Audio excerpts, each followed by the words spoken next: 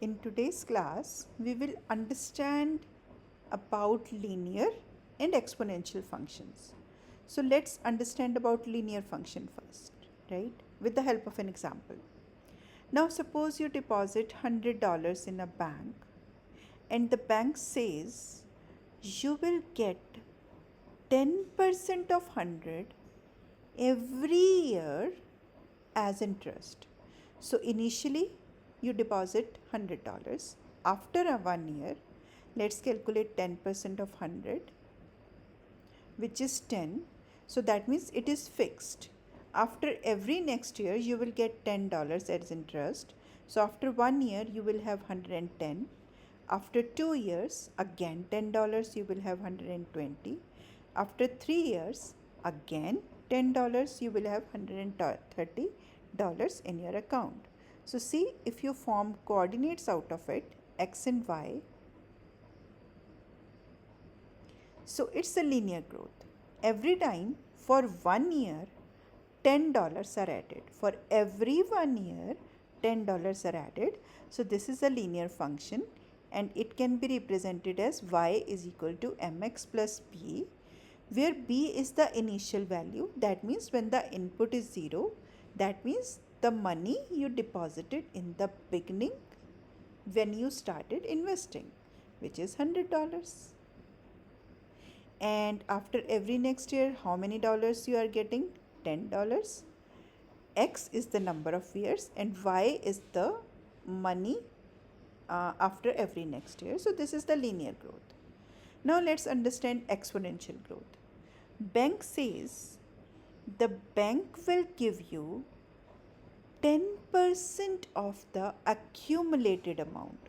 So in the beginning, you have only, $100. After 1 year, you will get 10% of 100, which is 10, right? So 100 plus 10, 110. After second year, you will get 10% of 110, which is 11. So that means this time, instead of 10, bank will give you $11, which is 121. Okay. After third year, the bank will give you 10% on or of 121, which is 12.1. So 12.1 will be added in this and you will get 133.1. Every time it's different. So this kind of growth is known as exponential growth. And in this, when you are calculating 10% of every number, we use the formula y is equal to a 1 plus rate of interest to the power time, right? So y is equal to, what is the initial amount? 100.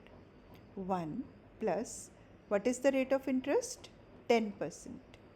And it is the time. So y is equal to 100, and if you do the calculations, it will be 1.1 raised to the power t.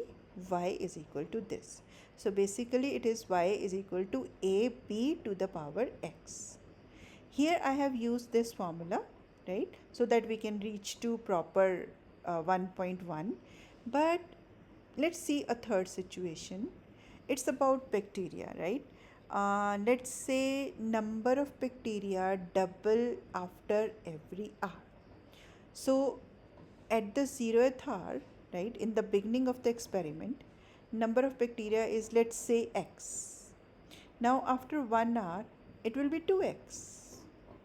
After 2 hours, it will be twice of 2x, which is 4x.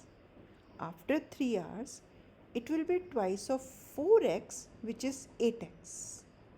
Now if you follow the pattern, right, it's 2 to the power 1, it's 2 to the power 1, it's 2 to the power 2, 4 is 2 to the power 2, 8 is 2 to the power 3, and here it is 1, which is 2 to the power 0. So now this is the rate. So you can write y is equal to a b to the power x, right? Or here I should say time. So what is the initial value? X. Initially the number of bacteria is X. B is the rate of change, that means doubling after every hour, and T is number of hours here, right? So this is how linear and exponential functions work. Revise this concept because it's going to help us in our next questions, and I hope that is clear.